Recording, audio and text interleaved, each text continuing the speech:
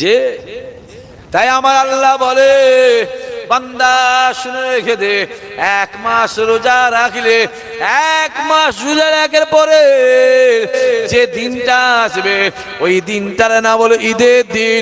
ঈদ মানে খুশি। আমার আল্লাহ পাকে বান্দা শুনে রেখে দে, খুশি ঈদ কাদের জন্য? আমি আল্লাহ ঈদকে খুশিকে একমাত্র রোজাদারদের জন্য ঈদ করেছি। লেখা আছে বেরোজদার যেন ঈদের দিনে নতুন জামাটা না পরে। তুমি জানো? আমার জানা আছে বেরোজদার ঈদের দিনে সেমুই পর্যন্ত খাওয়া মানা আছে, তো জানা আছে? তুমি জানো বেরোজদার ঈদের ময়দানে যা মানা? কিতাব খুলে দেখবে যা। এই ফোন রাখ, ফোন রাখ।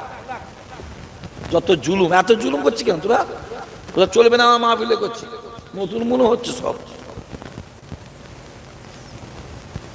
ঈদ কাদের জন্য?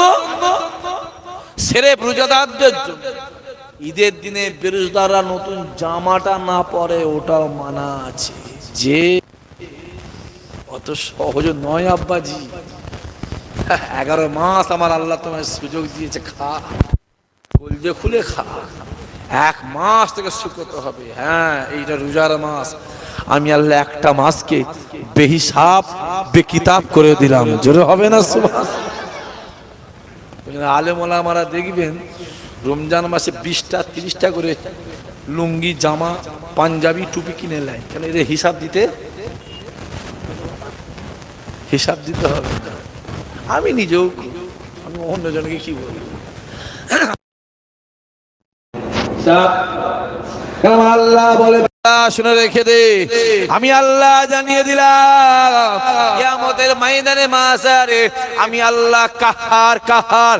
বান্দা দুনিয়ায় যাবে, আমি আল্লাহ রহমান, আমি আল্লাহ রহিম, আমি আল্লাহ খালেক মালিক, আমি আল্লাহ পাক কিয়ামতের ময়দানে কাহার কাহার।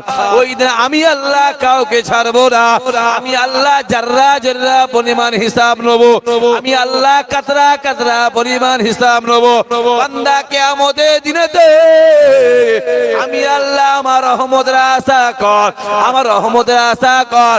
আমি আল্লাহ জানিয়ে দিলাম আমার রহমত ছাড়া কেউ জান্নাতে যেতে পারবে না, পারবে না।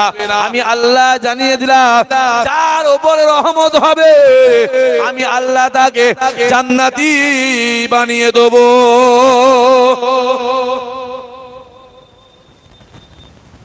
মাশাআল্লাহ, আল্লাহ কবুল।